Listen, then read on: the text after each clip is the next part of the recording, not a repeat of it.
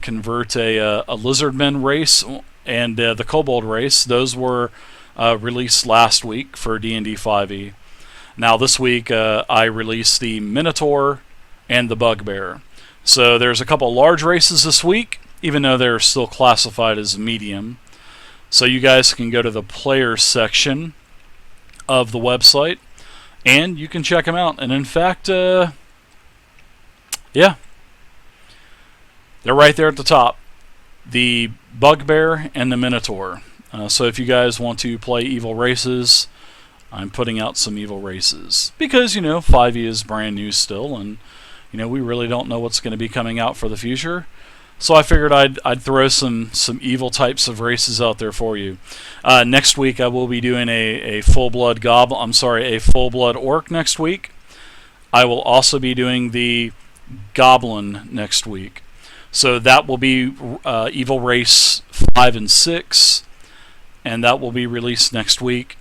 And the last week after that will be the final two races, and it will be I believe it is going to be the Deep Gnome and the Duergar. So I may be changing up on the Deep Gnome and the Duergar. I may be doing the Furbolg, and I may be doing another one. I just have not made up my mind on the last two, because I'm pretty sure that when the Forgotten Realms campaign setting comes out, I'm pretty sure the Deep Gnome and the Duergar are probably going to be in there. So I may do another couple creatures. So why are the Githyanki my favorite Monster Envy? That is a good question. Because that is literally the first book that I ever bought with my own money for mowing yards. And that, my friend, is the blue covered Fiend Folio. And as you know, the Fiend Folio has the Githyanki on it, on the cover. So I fell in love with the cover of that book. And then I fell in love with the Githyanki as well. They are not to be taken lightly. They were ridiculously strong in first edition. They kind of fell off a little bit in the past editions, but I'll tell you what, the Gith in this edition, they are really strong. Holy crap. You guys will know when your dungeon masters throw you up against a couple of those. So, alright, so we're going to talk about a couple things first. Thank you again, guys. Thank you, ladies and gentlemen. There's a lot of new people that are in the stream tonight.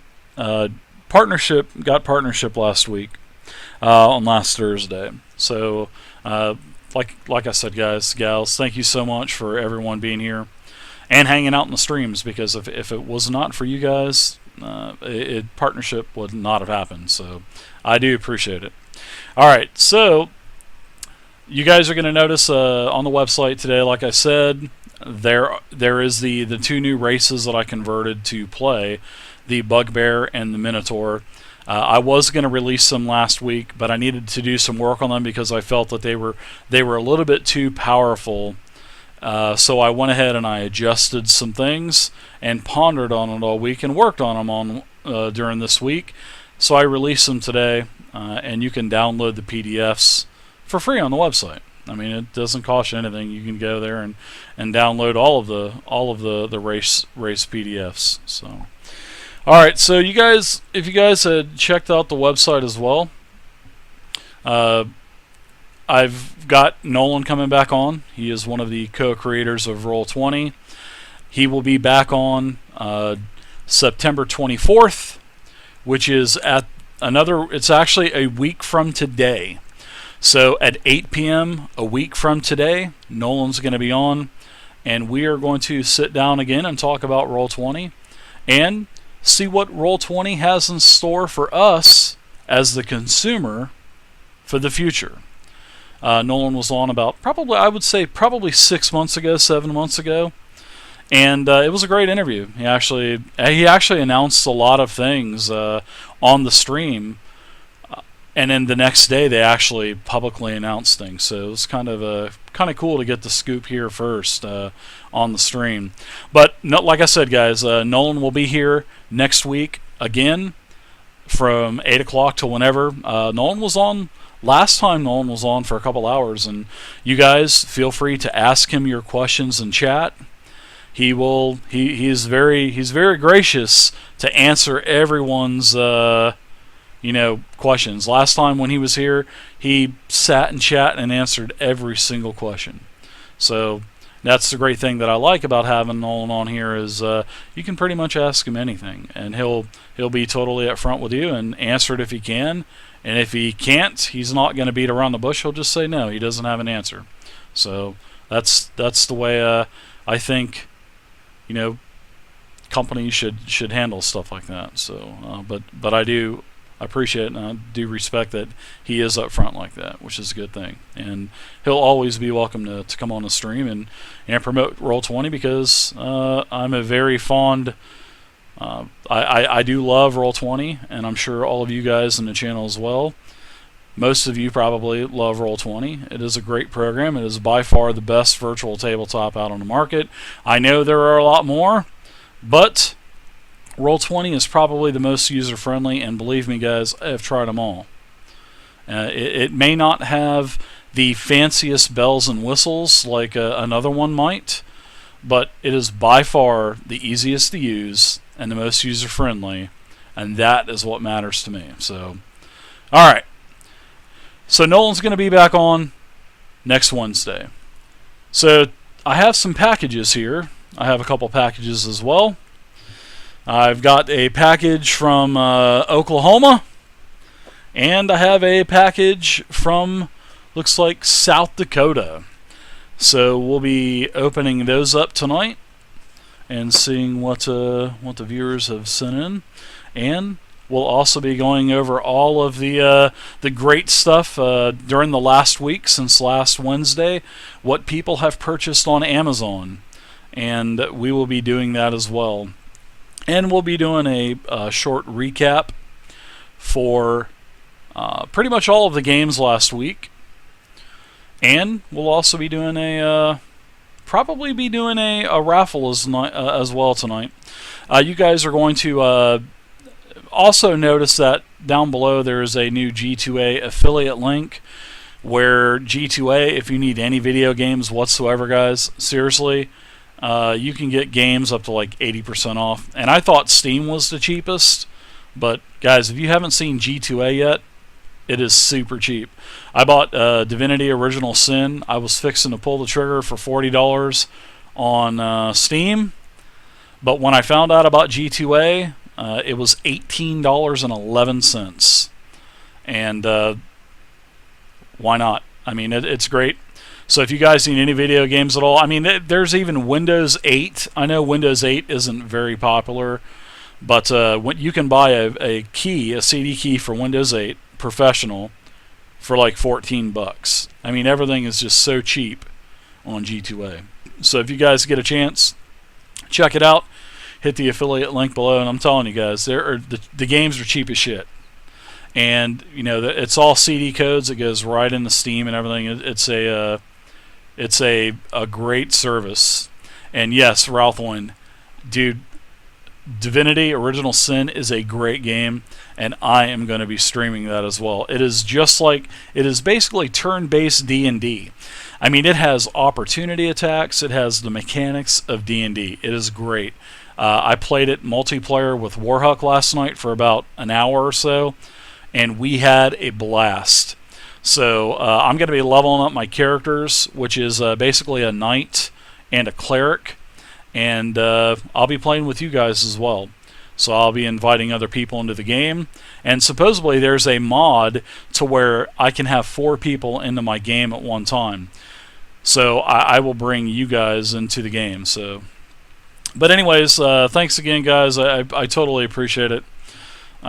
You guys can scroll down if there are any subscribers tonight. If we get any subscribers tonight, tonight and tonight only, I will give everyone 25 EXP for every person that subscribes to the channel tonight. So you guys need to remind me, and if anyone subscribes, everyone in the entire community will get a 25 EXP bonus. Now you guys are going to notice that I changed I added a subscriber perks. The subscribers are going to get 200 EXP a month for subscribing. You get of course you get the channel badge and emoticons. That's pretty much by default. I'm going to do special subscriber giveaways every month, and I'm also going to be doing special subscriber one-shot games, and those games are going to be on Wednesday. So when I do the subscriber game, it'll be Wednesday. It will not be Sunday. Sunday is still open for everyone, the entire community. So nothing is changing on Sunday. I'm just going to probably be adding once a month a subscriber one-shot on Wednesday. Also, for subscribing to the channel, you will get 50% discounts on EXP game perk purchases. Not the community raffles, but the 50% discount on game perk purchases.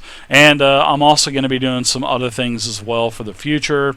And you also get, which Dirt and Runs made me put up here, they made me put, you get exclusive access to Dave's crotch cam. And that is just a joke, guys. You do not get access to that. That'll be coming down pretty soon, but I figured it would be pretty funny to put up there for a couple days. So, like I said, if anybody subscribes tonight, guys, it's a one-time thing only tonight. I'll give everybody 25 EXP for everyone that subscribes. And thank you to all of the subscribers already. I truly appreciate it. All right, so as you guys can see, the D&D 5e Monster Manual is here. I got this from Wizards of the Coast yesterday. I got it. It was a very nice surprise. I wasn't expecting it till probably today or tomorrow, but I did get it yesterday, and I feverishly ripped the box open and I started looking at the book. I wanted to see how I wanted to see how the book is actually put together, and it is very well put together, guys. It is a very nice game. It's a very nice book. It's a fat book, as you can see. It is a total of 352 pages. It is on the same type of paper. It is on the same type of paper that is in the player's handbook. It looks like it was printed by the same company as well. And it's a beautiful book, everyone. I mean, seriously. I love 4th edition. Don't get me wrong. You guys know I talk highly of 4th edition. But I'll show you one thing real quick about. You'll see that basically here's something. Here's where the blights start. Basically, the blights, they're part of the Feywild. All right. Now the blights, it has lore. It has sections about the blights, and then it talks about the different types of blight. There's beautiful art on every single page, just about everyone. I mean, this is beautiful stuff.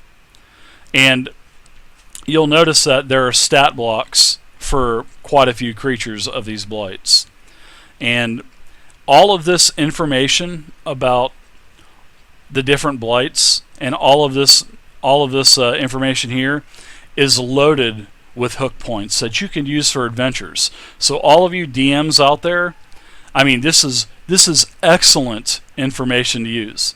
4th edition lacked that in the Monster Manual. Granted, yes, the 4th edition Monster Manual did give you some lore information and gave you a little bit of information as well about the creature, but a lot of the information about that monster was the tactics that monster used for combat. Because we all know that 4E was a tactical combat-based game. But 5E has gone back to, I mean, adding a ton of hooks into the information here. There's all kinds of information on layers. It talks about everything. So we'll start at the beginning of the book. But I just wanted to show you guys that. I mean, it's a very nicely done book, everyone. I mean, seriously. Right off the back, for first impression, that I thought was awesome. The book is beautiful and well put together. So, as you can see at the front, there's an alphabetical table of contents. And there's one in the back as well, but we'll talk about that later. And I'm kind of a little little questioning on that. So, all right. So basically, what this does is it talks about the different areas of where these monsters dwell, whether it be in dungeons or it talks about the Underdark. It talks about the different planes. It talks about underwater encounters, towns, wilderness, the Fae. I mean, it talks about everything. It talks about how to read all of these statistics, how to read the monster stat blocks. Very good. What it does not go into, it does not go into damage per hit die level. I wish it would have. I wish the monster manual would have had those formulas, but I'm betting those formulas are probably going to be in the Dungeon Master Guide. Now, there are some formulas for determining your average hit dice, your average hit points per hit die, and there's also some information. Basic information on what the proficiency bonus. I think this is the chart here for the challenge level, which that's good. So that's all fine and dandy, but let's get some damage tables in here as well, because you would be able to actually create monsters and have a pretty accurate assumption on what kind of damage this creature would do, say for like a bite, or say for a claw, or a gore, or something like that. It also has a experience points challenge rating table. Very nice. It also talks about the different languages and what they do. There's just all kinds of stuff. I mean, it talks about the different types of monsters, whether it be aberrations, or the beast, or humanoids, giants, oozes. I mean, it basically breaks everything down and shows you everything about the monsters, and that's what I truly like. But all of the other monster manuals and editions past did that as well. So they are keeping with the trend, which is definitely a good thing. But as you guys can see, all this new art is totally beautiful. I mean, it is really nice. It talks about how to treat the traits, how to treat the actions, how to substitute the actions for, say, like a dragon breath or an extra attack. It talks about the reactions that the creatures get if they get a reaction. It talks about how monsters grapple. And then it goes into a very nice section about the legendary creatures. And the legendary creatures are new in 5th edition. Which, I'll be honest, everyone, I was truly concerned at the end of the last playtest packet from October 14th of 2013. The monsters were really lackluster. And I was really concerned. When my party of level 2 people, level 2 characters, could beat a high-level Tyrannosaurus Rex with no problem in like a round and a half, I was actually concerned. But the monster manual is these monsters, guys, and I know we've seen this in Dead of Thay. That's when the monsters really started changing, is when they started doing 5e encounters. Then we could start seeing all of the changes and stuff like that. So, like I said, I was concerned about the monsters, but guys, whoever came up with the challenge rating deserves a raise. Just like the person that came up with the bonus action deserves a raise as well, because those are new mechanics that really changed the game from last playtest to where it is right now. So, but anyways, runs, you can do whatever you want, man. Just you can just put anything in there, runs, and feel free to do it, man. It's all good, man. So, like I was saying, legendary creatures, it talks about the legendary actions and how you get to use these legendary actions depending on what the monster and what the mechanic says. So basically, most of the time it'll be you get to use a legendary action at you get 3 points, and you can use a legendary action at the end of somebody's turn. So, and then it goes into the legendary layers. So the legendary layers for the legendary creatures, like the dragons and all these other creatures that are legendary, the vampire, there's actually a lot of bonuses that these legendary creatures get. Totally new mechanic. That was not even in the closed play, the open play test. So the legendary monsters, beautiful. Now you can see that also Wizards has also gone back to, well, you know, what they've done for, you know, past editions before. Even 4th edition they did this. They would put 1 monster per page, or they would move it over to another page and have more stat blocks. So the art is new, it's beautiful, and I mean it talks, like I said, it talks about all kinds of different lore. It talks about, it gives you hook points. I mean, this literally gives you hook points that you could use for an adventure. And it has, and another great thing about this, guys, is this book has so many monsters. There's such a massive variety of monsters. It's crazy. They're not just humanoids. I mean, there are tons of dragons, and I'm going to be showing you guys this stuff. But there's tons of dragons, there's tons of demons, there's tons of devils, there's a massive variety on flying creatures, swarms, oozes. I mean, there is everything in this book. It is like an all-in-one book. And I mean, this book is damn near perfect. I mean, I really am enjoying this book. And I'm really enjoying the way that all of these creatures are set up, and I'm really enjoying the creature, the challenge rating. That is going to be great. The challenge rating is everything in this game. I mean, it really is for the monsters.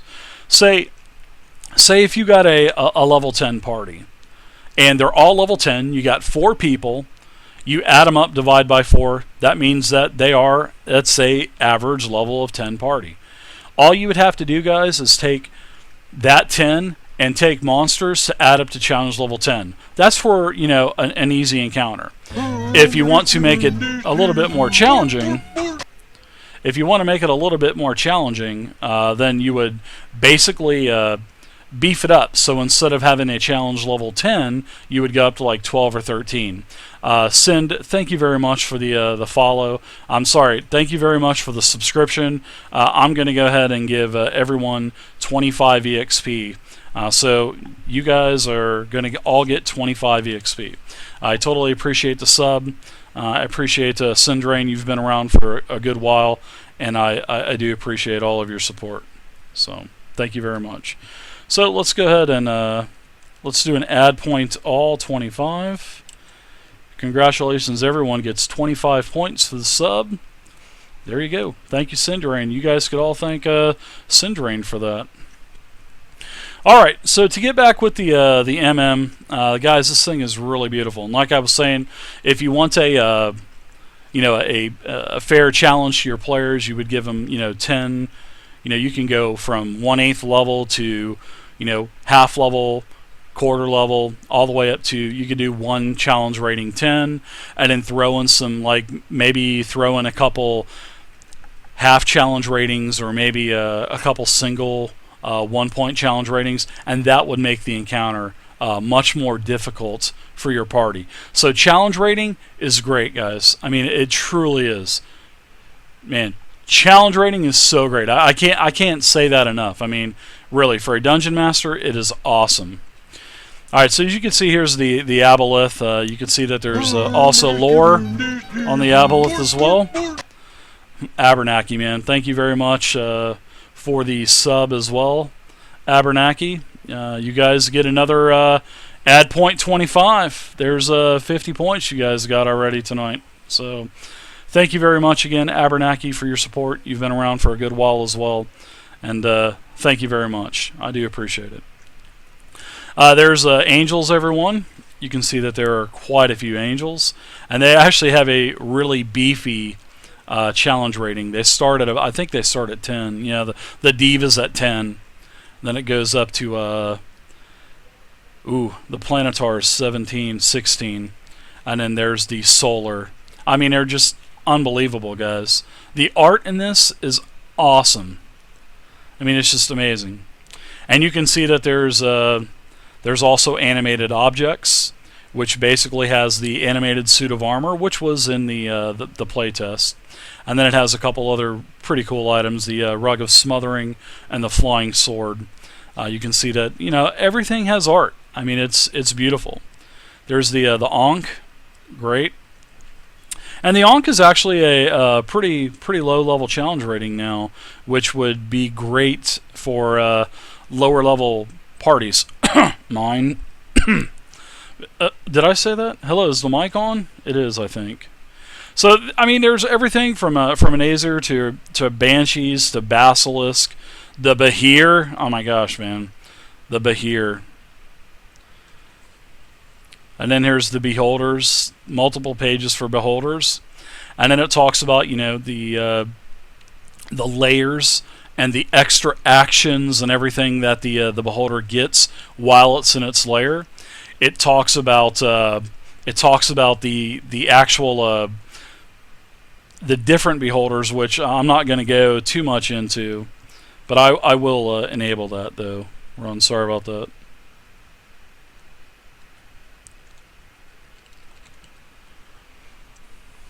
There you go.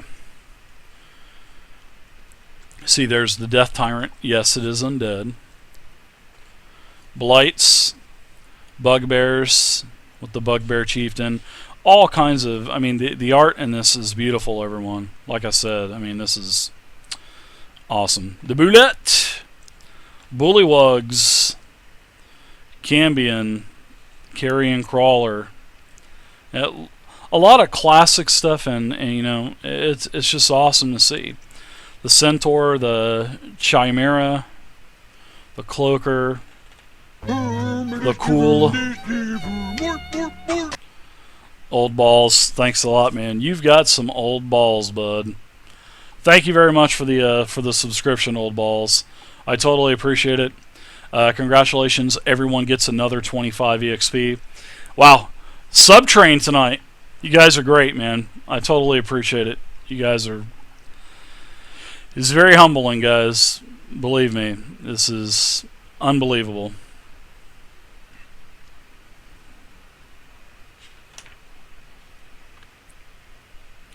There you go, there's the Cloaker, the Cockatrice, Coatl.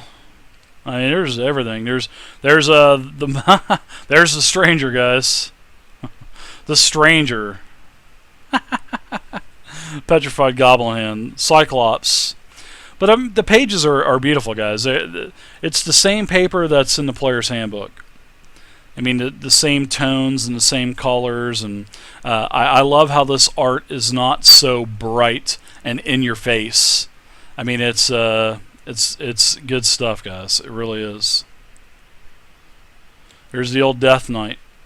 Run into one of these in a dark alley. Challenge 17. Good luck with that. The Demi-Lich, how it's a legendary creature now, which it should be. And then here's the demon section. Talks about all of the different demons, the Balor, all of the different summoning variants for the demons. It goes into all of them. I mean, there's beautiful.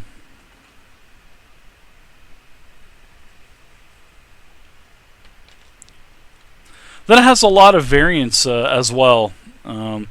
There's variants